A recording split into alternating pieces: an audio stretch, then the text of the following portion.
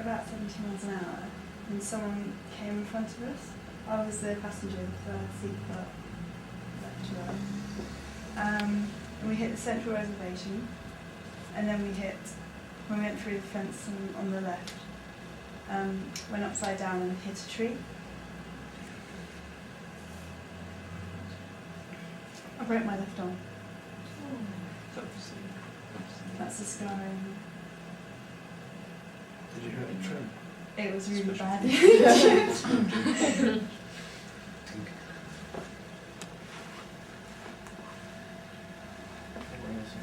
yeah. It was good it was there because there's a lake behind it, so we could have been drowned Upside down in the lake. Yeah. Bending watch.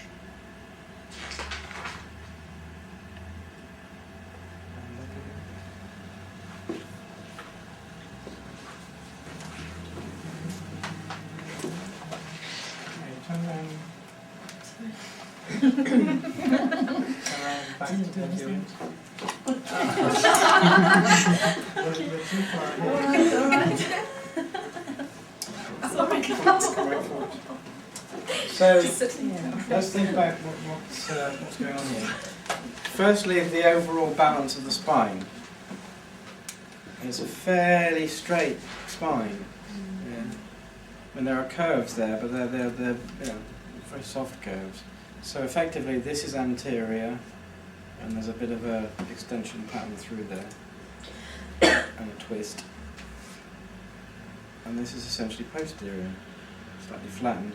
A little bit of a lumbar curve there, so it's not a little bit imbalanced. So what we got is quite flattened here, quite flattened here. Some of that might be the result of the accident itself. Impact, sudden movement, and so on. It jars. Drags it back into extension. As far as the tinnitus and so on is concerned, remember we got circulation to the head in this area here. This area is defining lymphatic drainage. And then, when we get to the upper neck, then all hell breaks loose in terms of all the complications. Alright, so general sense of things. Aren't you back? Shall I start now? Yeah. Yeah, just get Tim go through the little bit from Little John stuff on tinnitus, just to give you some idea of what's happening at this end. Okay, so if you're sitting comfortably, I shall begin. So, of the considerable nerve supply to the ear, the 10th cranial is the largest. The tympanic branches of the glossopharyngeal are one of the main branches of the ear. Facial nerve in relation to the facial muscles, which stimulate the functioning of the ear. So we have the branches of the cranium. You can look at that in your letter books. The trigeminal and its facial distribution through the superior cervical ganglion, in close connection with the tympanum and the carotid plexus, bringing vasomotor influence on the internal carotid artery to the ear. So we're looking at vasomotor as well as direct innervation. Outside the auditory nerve, the nerve supply to the ear communicates with the superior cervical ganglion. So again, superior cervical ganglion is very important. Connection with the 5th, 7th, 9th and 10th cranial nerve, there's anastomosis forming the tympanic plexus, which regulates the vasomotor, the secretory and trophic conditions of the mucous membranes and of all the ear structure. So it's quite a complex of nerve stillness doing various things. The SCG acting as a kind of brain, so it's a cognitive plexus. The vertebral plexus surrounding the vertebral artery, minute branches extend to the internal auditory as it enters the meatus to supply the inner ear. This means that the atlas and other cervical lesions affect the vertebral artery, and are the lesions we find in certain ear diseases. Okay. Now, the 7th cranial is also important in relation to the ear, especially in relation to deafness and catarrhal conditions, congestive catarrhal conditions. especially in the tympanic cavity, which causes a transmission of irritation to the nerve, and in some respects leads to reflex irritation, creating paralysis of the facial nerve. So it's a whole facial nerve irritation as well. Right. And this kind of like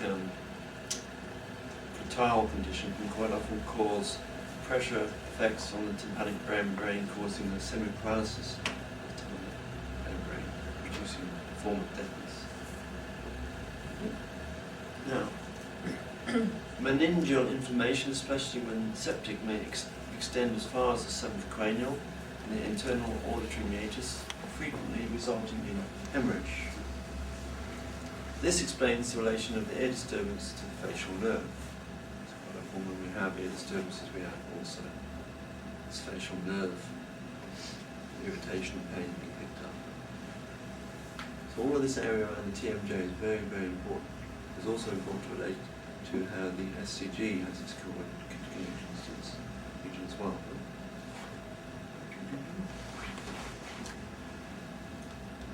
This explains the relation of the ear disturbance to the facial nerve. There is involvement of the atlas, axis and rami communication with the facial nerve and its points of exit. Sometimes the irritation to the facial nerve in the fallopian canal is traumatic, functional becoming spasmodic, and later uritis with diffusion of CSF. So it's becoming part of the systemic presentation, local systemic presentation, affecting even the cerebral spinal fluid. Into the sheath of the nerve leading to tinnitus or REM, which is a form of tinnitus, classified by CSF irritation, meningeal irritation. Relief can only be gained by a thorough lymphatic and CS. Is that a quiz? Don't know. Oh, right. Bad copy. Also a lymphatic flow. Cardiovascular system. Fluid treatment chiefly by a thorough loosening of the occiput in relation to the atlas and axis provides relief. Noises are found in disturbance of the external, internal and middle ear, but there is a functional type associated with the facial nerve and not the auditory. A continuous buzzing or hammering sound, characteristically. Here there is disturbance always of the relation of the fenestra ovalis of the stapes, which becomes fixed. Tinnitus cerebri is caused by vasomotor disturbance inside the cranium, but without reference to the ear, and the lesions are quite often vasomotor 2 to 3C, 2 to 3D. So the point of origin is more neck and lower cervical, the dorsal, causing secondary disturbance. So when you're looking at dealing with ears, don't always think local. I know what's going on here in relation to SCG and ICG interference, 2 to 3D. If the tinnitus continues, it becomes a neurotic and a vasomotor disturbance outside the cranium, and it is associated with some plexus rather than spine of the ganglia, such as the cardiac, which explains heart involvement. So sometimes the facilitated scenario sends aberrant signals to other plexuses which pick it up and cause reflex cardiac disturbance as well. The vasomotor disturbance of tinnitus area is sympathetic, while the cerebral form is central nervous. So there's more sympathetic innervation disturbances with the tinnitus type. Okay, obviously a simple pressure effect on the tympanic membrane caused by vital conditions can also give rise to irritation, giving rise to tinnitus type symptoms. Quite often,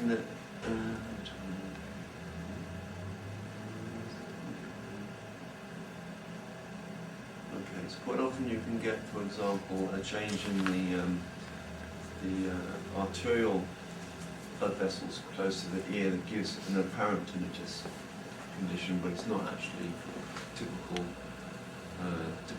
tinnitus. Is more to do with the vasomotor vascular noise that you hear, pushing and thumping noise. Quite often people that have headaches as well associated with ear disturbances have its more vasomotor cardiovascular cardiological condition, especially associated with high blood pressure as well, postural hypertension and stuff like that. So the cranial nerve, 10th cranial, picks it up and it's transmitted through associated irritation to the 11th cranial in the internal branch. So it's a more visceromotally orientated disturbance. Yeah, it's thumping, thumping noise. That's it.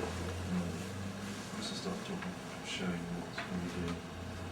So you've got to consider when you're dealing with ear conditions whether they're disturbances primary in origin in relation to just the local structure, hence due to the drainage. But also you've got to consider the associated disturbances with the severe cervical ganglion, see whether there's any actually vascular disturbances going on to the head, and you also give rise to tinnitus disturbances as well. But always check what's happening with drainage, station. There's no harm in that in the coverage anyway. It's good to provide drainage.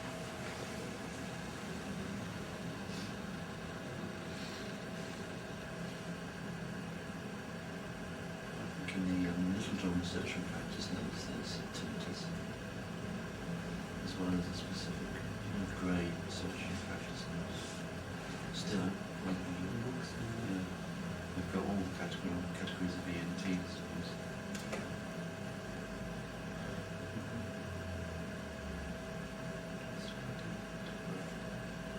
No. Depends on the auditory nerves and what it's all.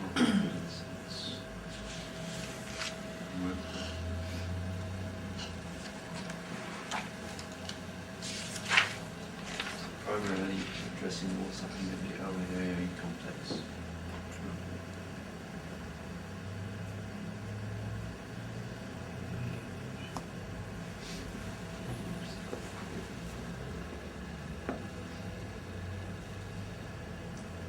CG.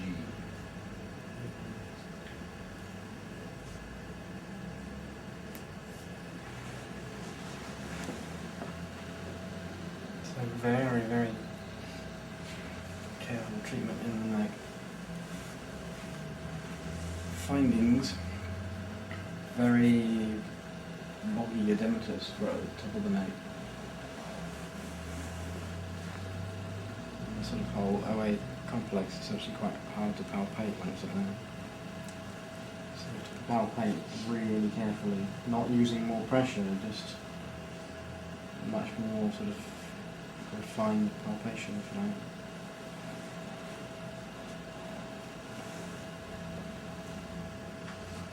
So we really need to get this whole OAA area functioning properly without overdoing it, without overhandling it. So thinking about all the ligaments and muscle attachments at the top. Thinking about what you're influencing.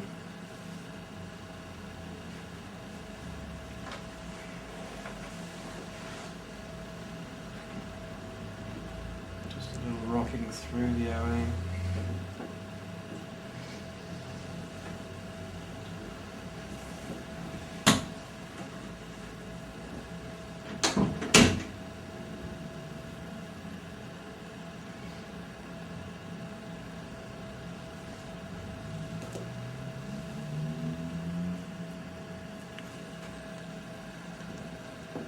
So doing the vertex inhibition, but also, quite a wide hold.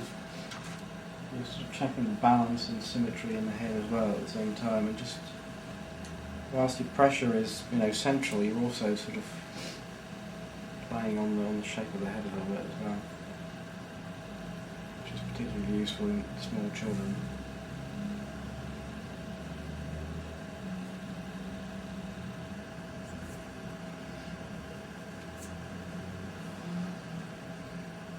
Did you say you've been getting headaches as well? Whereabouts in the head? It starts left there and it just comes over into the eye.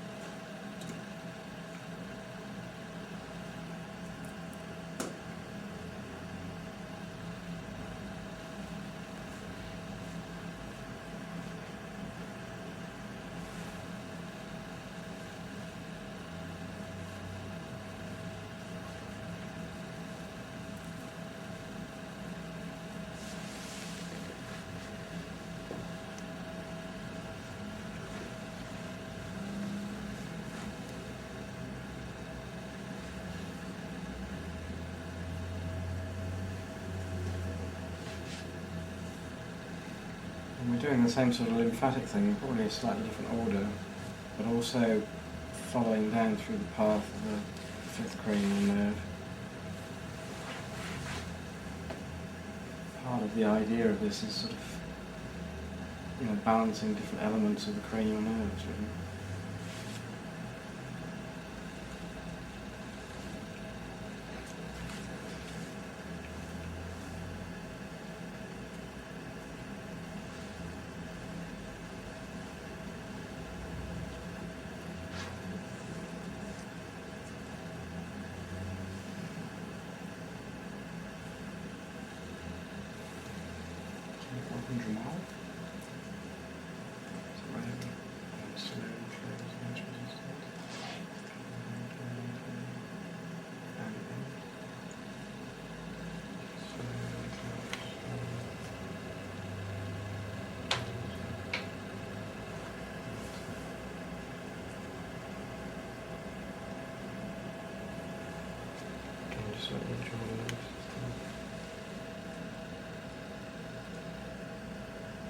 So just a little bit of muscle energy, for want of a better word, just to release the TMJ.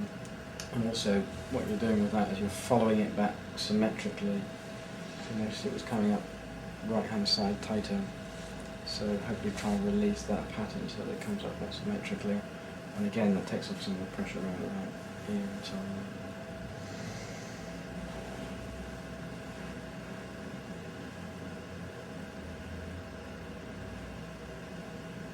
When you think about all the deep vessels, the sort of main venous vessels and lymphatic vessels, this traction at the end of the treatment is quite a powerful thing. It's stretching all those really deep structures, just very gently, but you're beginning to open them up, balance off the whole sort of pattern of circulation.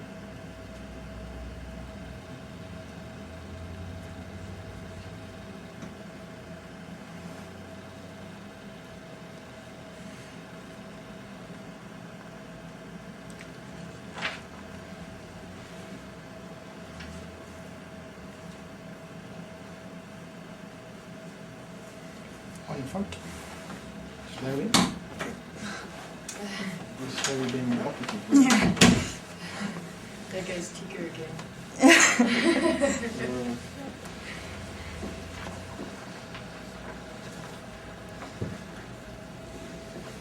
Whatever condition you're treating, whatever person is presenting with, you're treating them and the way they are.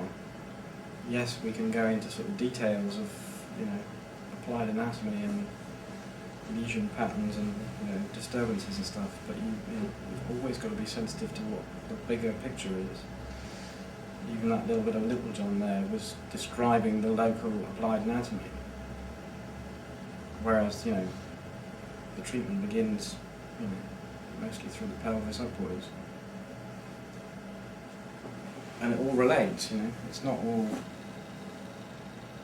separate parts. Oh look, the pelvis is doing this, and oh look, bring it all together and make it relate to whatever condition is going on.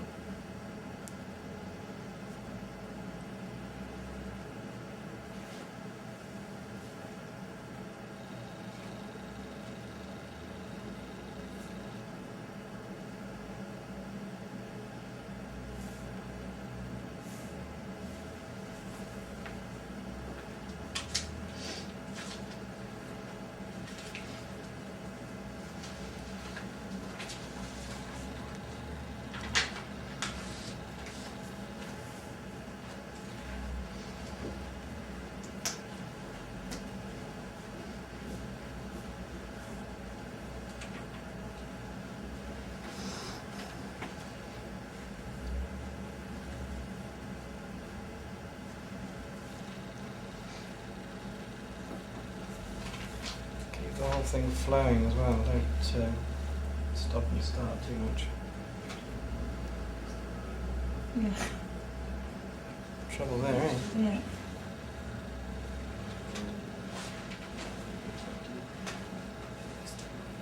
I didn't come off too bad then.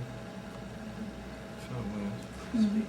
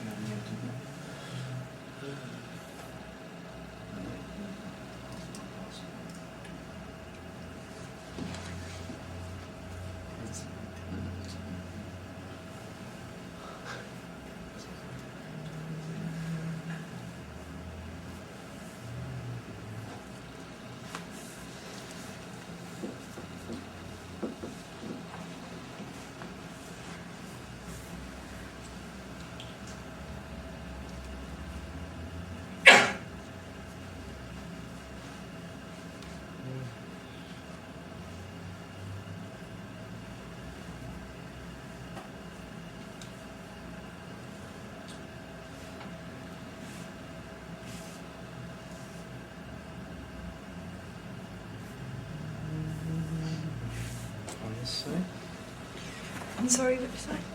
cushion. Facing this way. No, this way.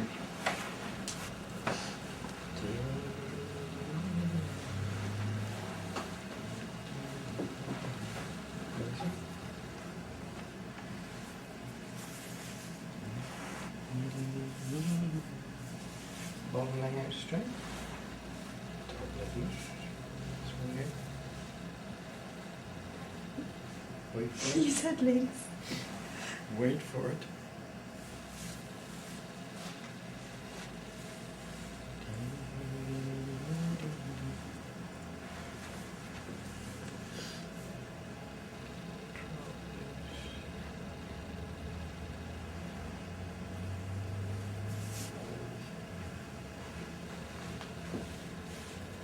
The leg drop gently.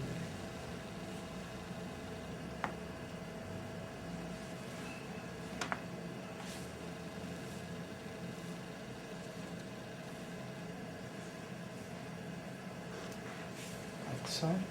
So one of the things we're trying to do is integrate the spine. So where we've got a spine that's been fragmented, partly from the accident, I would presume, and possibly possibly other causes. We're trying to sort of do work that sort of integrates. So as we're going through this kind of movement, just little bits of articulation that bring them the movement of the different areas together, so they're not kind of running in blocks. So just a little bit, sort of, from one area to another. Not lost, because you'll overstimulate, but the value will be lost. Bottom leg strength. And you see even with the side roll that, I wasn't happy just to wait until the sacroiliac moved. We then carried the movement, the stretch right further forward, and something released up in the thoracic. It was a consequence. It was a set of movements, if you like.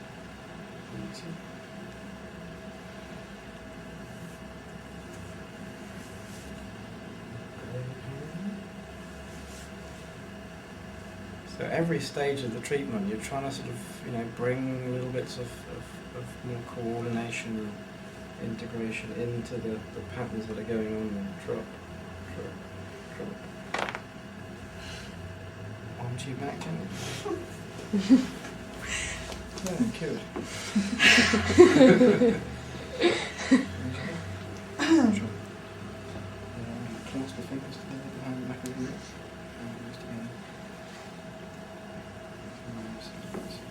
So breathing and out. Head back. Breathing. Sit up towards me. Head back and drop. Slowly sit up. Face that way.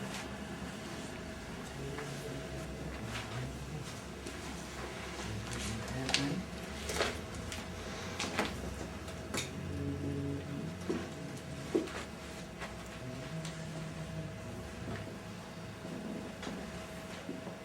The thing is, you've got to sort of remember, especially in this sort of circumstance, where there's been a high-speed, road incident. It's very chaotic movement. It's very fast movement, very sudden movement. So that's going to be reflected in the kind of lesions that we find. And as I say, distinctly fragmented spine.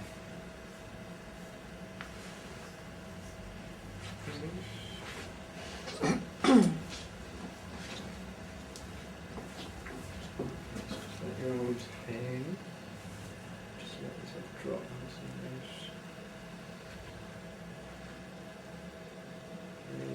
So where there's a distinct compression and extension through that lower thoracic, just trying to sort of finish off the treatment, just decompressing and sort of just pulling her into flexion really through that area. And then I'm going to take the decompressive movement further up the shoulders and just exaggerate that a little bit.